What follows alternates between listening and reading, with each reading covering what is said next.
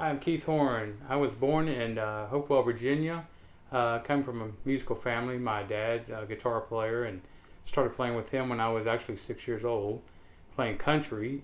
That's what I was first brought up in. And in my teenage years, I started getting into R&B and funk and listened to my biggest bass influences as far as the commercial side was Bernard Edwards and Alan Gorey and Verdine White from Earth, Wind & Fire. And then when I turned 16, I started hearing about Stanley Clarke, and that totally changed my whole bass perspective on bass playing. I was playing, pretty much commercial top 40 bands, and then I happened to get into a band called Secrets, the late 80s, actually the mid 80s, and I learned to play bass mostly on fusion stuff and jazz and some bebop, and ended up just kind of getting tired of being in the Virginia scene, so I ended up moving to Nashville in 1990 and happened to be here just a couple weeks and got a gig with superstar Tanya Tucker. And I have gone from different artists, from country to funk to R&B, and it's all helped me in so many different ways.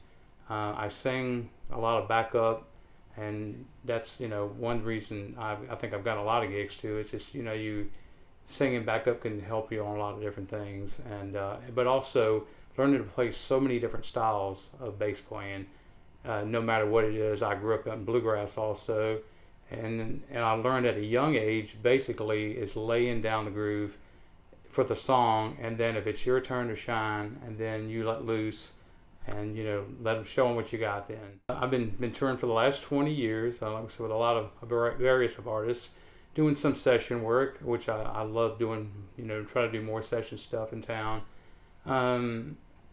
I've went through a lot of obstacles. Well, for one thing, playing left-handed upside down is, I guess, pretty unique. When I was playing drums at the times, I started on guitar at 6 years old, went to drums when I was 9, and then played bass when I was 12, and I couldn't get a left-handed bass at the time, so I started playing a friend of mine's bass upside down. And being a right-handed person totally, which is really weird, but I end up playing all instruments, even including steel guitar, left-handed. But the obstacle of playing bass upside down was doing all the thumb stuff at a different style than a right-handed person could. So I came up with a lot of my own techniques of my own, I think, to play that way. And there's just more and more guys playing like that. There's disadvantages and the advantages to it too. Another thing, probably go into real quick, a lot of people who may know me before went through an obstacle of the whole big weight loss in my life. I used to be really heavy, had a surgery years ago, and then got into working out and just feel great. I love it. And I think that even helped me in music bass playing too. Everything comes, all helps hand in one and hand in the other. So.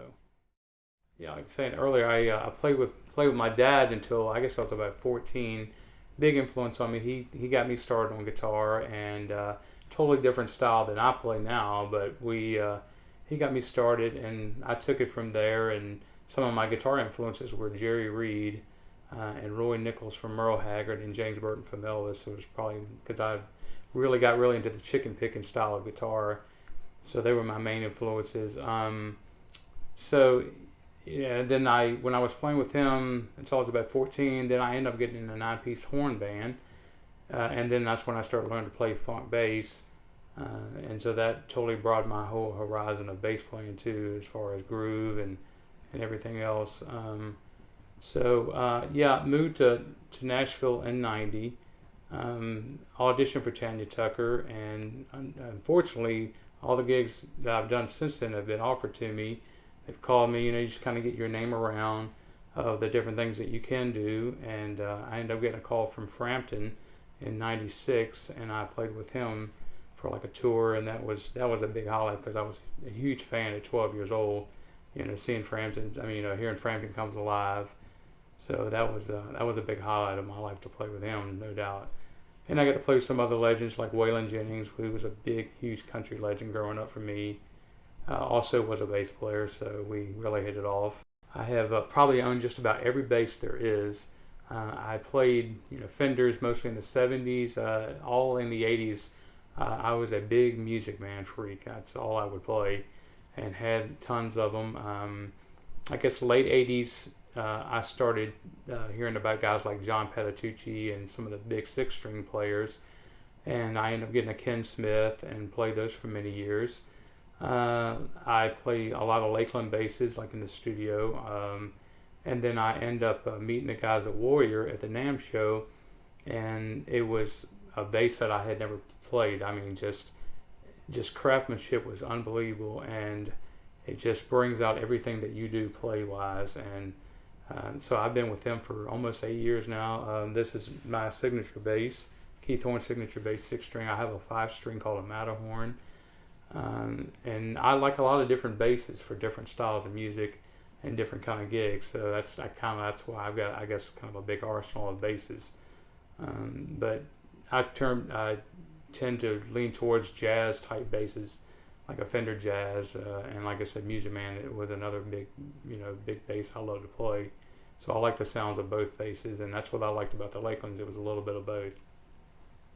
I've been playing Thunder Funk heads and AccuGroove cabinets for the last 6 years. I had played 410 cabinets for so many years. I love them.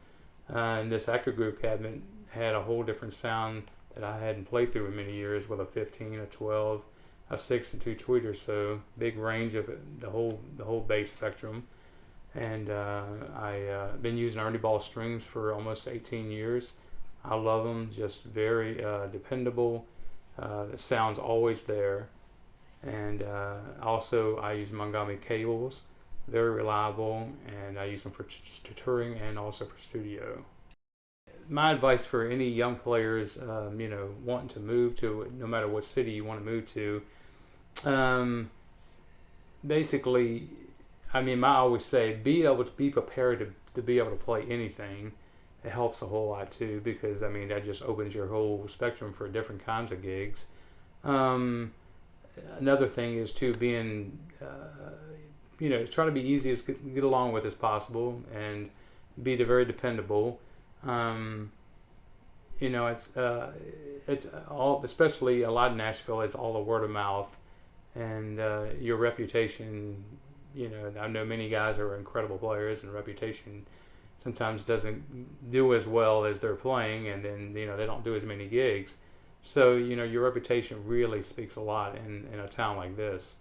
So but I just try to learn as many styles as possible, and like I said, I really thrive on like the whole background singing thing. If you're able to sing, please try to hone in on that, because it's a big help on gigs, and staying on gigs too.